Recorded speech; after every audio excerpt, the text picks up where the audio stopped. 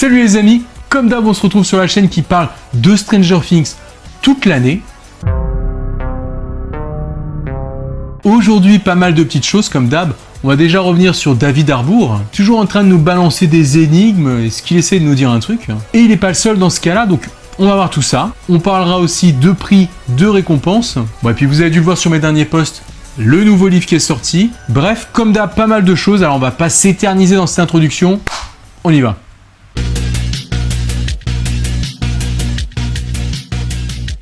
Alors déjà, pour commencer ce point actu, oui, on va reparler de David Harbour. De toute façon, moi, ça me fait toujours plaisir de parler de lui. Puis vous avez vu, c'est quand même lui qui est plus qu'insistant sur Insta et il nous fait presque du pied.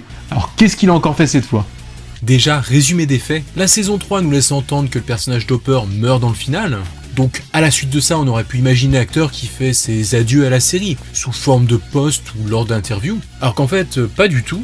À peine quelques jours après le lancement de la saison, l'acteur commence déjà à avoir la bougeotte sur Insta, en changeant sa photo de profil régulièrement et en balançant à cet emplacement d'étranges chiffres qui s'avéreront être mis bout à bout le numéro de téléphone de Murray Bowman. Numéro bien réel qui, lorsqu'on l'appelle, nous bascule sur un répondeur avec la voix de Murray disant que si c'est Joyce qui l'appelle, il aurait quelque chose à lui dire à propos de quelqu'un. Et puis nous, on pourrait facilement imaginer qui. Donc voilà, je pense que si vous me suivez sur ma chaîne, on a déjà parlé de tout ça, j'avais même diffusé l'intégralité du message téléphonique. Mais déjà, on peut se demander si ça aurait un rapport avec Hopper. Justement, surtout que c'est pas Winona Ryder, c'est pas Brett Gilman, l'acteur qui joue Murray, mais c'est bien David Harbour qui nous invite finalement à composer ce numéro et à aller voir ce que le personnage de Murray Bowman a à nous dire. Donc déjà, voilà, ça c'était louche. En plus, ce message s'apparenterait un peu à un teaser de la suite de la série, à une continuité de l'histoire. D'ailleurs, il y en a même qui disent que ce numéro remanié donnerait les coordonnées géographiques de Kamchatka. En tout cas, ce qu'il faut ajouter à ça, c'est que là, toujours actuellement, David Harbour est encore en train de s'amuser sur son Insta. Il change souvent sa photo de profil avec des images issues des souvenirs en boucle de la mère d'Eleven. Vous savez, tournesol, arc-en-ciel, 450. Toujours est-il qu'il ne cesse de nous taquiner et je vois que ça vous fait réagir vous aussi. Vous êtes toujours prompt à me contacter sur Insta lorsqu'il nous sort un nouveau truc. Et du coup, ça ne s'arrête pas là, notre bon David a aussi diffusé des images à l'envers, notamment ce récent post d'une fleur vue de dos et inversée, avec noté en description « Regarder un objet par derrière et inversé peut lui donner une nouvelle dimension ». On retrouve un peu là le champ lexical de Stranger Things, avec la notion d'upside down et de dimension. Autre photo, avec cette fois une phrase sur la réfraction de la lumière, je vous passerai tout le texte. Il y a une histoire d'arc-en-ciel quand même. Et David Harbour termine en disant « Un jouet de lion en peluche pâle ». Là encore, une ref à la série avec le lion en peluche qu'on retrouve plusieurs fois dans la première saison, dont une dans l'Upside Down, et aussi encore l'histoire de l'arc-en-ciel. Après ça se succède, photo suivante, encore une ref à l'Upside Down, toujours de façon très déguisée, mais voilà, les termes sont là. Bon, après ça, il a mis quand même quelques photos de tournage sur lequel il est actuellement. Probablement son dernier film Black Widow. Mais bon voilà, tout le reste de ce qu'on vient de voir est quand même très récent. Ça date quand même d'il y a simplement quelques jours. Et probablement au moment où vous regardez cette vidéo, il aura peut-être encore lâché un post, une nouvelle photo de profil qui sera plus que suspecte. En tout cas, il est clair que depuis la fin de cette saison 3, il n'est pas passé à autre chose et il y a de quoi s'interroger. Parce que c'est vrai, si son personnage est vraiment mort dans la série, à quoi bon continuer à nous donner de l'espoir comme ça? À nous décevoir lorsqu'on se rendra compte qu'il est vraiment bien mort? À moins qu'il y ait une forte envie de spoiler un truc. Ou bien que nous sommes peut-être, dans le meilleur des cas, proches d'une révélation à propos de son personnage. Quoi qu'il en soit, ces posts et peut-être le destin de son personnage semblent pour le moment plus tournés vers l'Upside Down que vers la Russie. Comme je dis à chaque fois, affaire à suivre, mais vous voyez, on a toujours des nouveaux éléments. Avec David, il y a toujours du grain à moudre. À côté de ça, un autre acteur qu'on aurait bien envie de revoir dans la série s'amuse lui aussi sur les réseaux, c'est Matthew Modine, qui incarne le sans scrupule Dr Brenner. Il poste régulièrement des fanarts ou des images rappelant son personnage. Lui non plus, il n'a pas envie qu'on l'oublie. Alors voilà, je sais pas si tout ça mènera à quelque chose pour l'un comme pour l'autre. Mais voilà, ce qui est sûr, c'est que ces deux-là continuent à entretenir la hype et le mystère autour de leur personnage. À côté de ça, attention quand même aux posts qui circulent aussi, qui se déguisent un peu comme des annonces officielles. pour dire par exemple que Hopper est vivant ou qu'il est mort. Voilà, tout cela doit rester l'œuvre de fans. Puis idem pour ce mystérieux script qui a tourné ces derniers jours par rapport à la saison 4. Voilà, sur cette photo. Je doute que ce soit un script original, déjà parce que le logo Stranger Things 4 fait un peu artisanal. Et lorsqu'on compare au script bien réel qu'on pouvait observer sur la vidéo de lancement de la production de la saison 3, la mise en page n'est pas vraiment la même. Donc ça me paraît vraiment peu probable que ce soit des photos volées d'un script original. En tout cas, je pense que c'est toujours utile de faire un point sur tout ça. Quand on regarde avant que la dernière saison sorte, David il se lâchait pas autant sur son compte. Il n'y avait pas ces sortes d'énigmes tous les 4 matins. Donc oui, je continue à penser qu'il faut le surveiller de très près celui-là, en se méfiant aussi en parallèle un peu des posts intempestifs à droite à gauche. Et puis quand même on le sent, David il a envie de lâcher un truc. Il tiendra jamais jusqu'à la saison 4, ça c'est clair.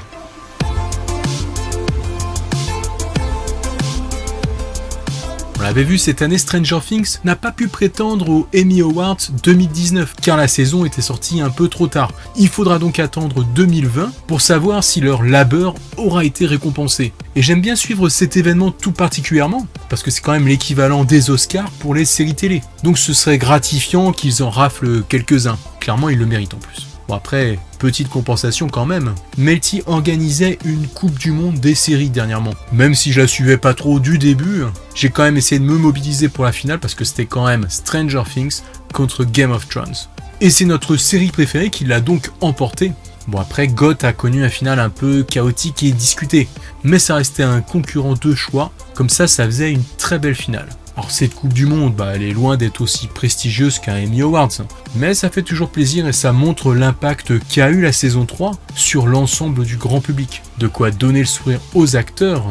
D'ailleurs, est-ce que la nouvelle coupe de Joe Kerry donne le sourire ? Ça, c'est une grande question. Est-ce que ça annoncerait un look très différent du personnage pour la prochaine saison ? Et vous d'ailleurs, est-ce que vous aimez cette nouvelle coupe de cheveux de l'acteur ? Vous savez quoi ? Regardez, hop, je vous fais un petit sondage ici, dites-moi ce que vous en pensez. Puis bon, vous en faites pas, si vous aimez pas, au pire ça repousse.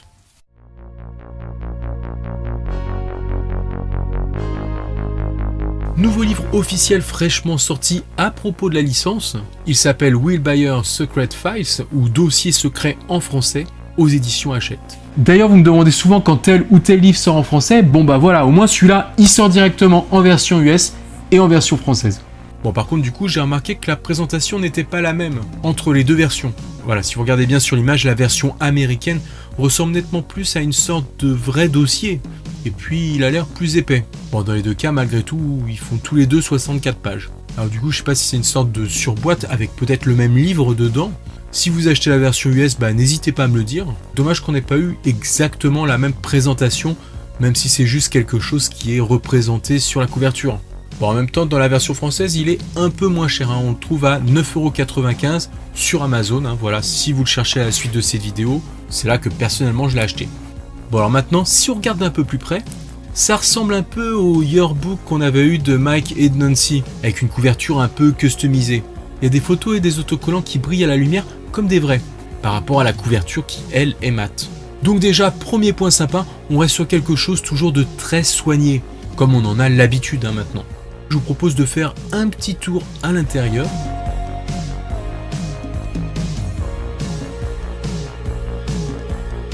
Au niveau de la reliure, on a cette petite représentation qui nous fait penser comme si on était en train de consulter un classeur. Et ce qui est bien, c'est qu'on va déjà avoir des extraits de journaux présents dans la série, mais cette fois traduits. Et ça, moi, je prends direct. On retrouve aussi des illustrations de dessins genre faits par Will. Il donne son témoignage de sa visite dans l'Upside Down en saison 1.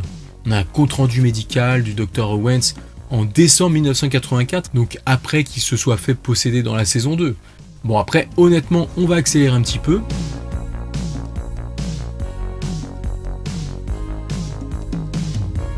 Il y a plus de texte que dans le yearbook, ça c'est un bon point. Bien que parfois ça sent quand même un peu le remplissage. Par moments, il y a peut-être des problèmes de traduction. Le club radio ? Non mais c'est sérieux.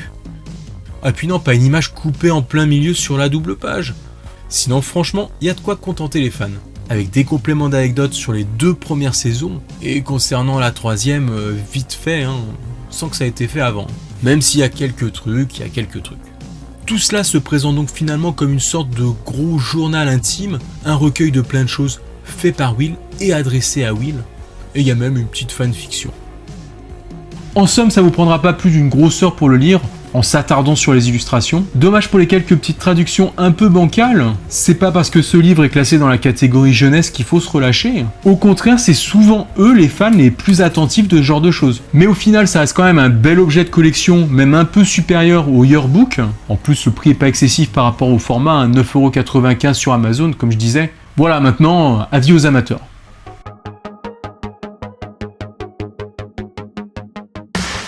Puisqu'on est dans les livres, je vous rappelle que l'envers du décor, la version française du World Turned Upside Down, paraîtra le 3 octobre en français. Bon, sur Amazon, ils annoncent le 17 octobre, donc ils l'auront peut-être plus tard, ou peut-être que la date a été repoussée.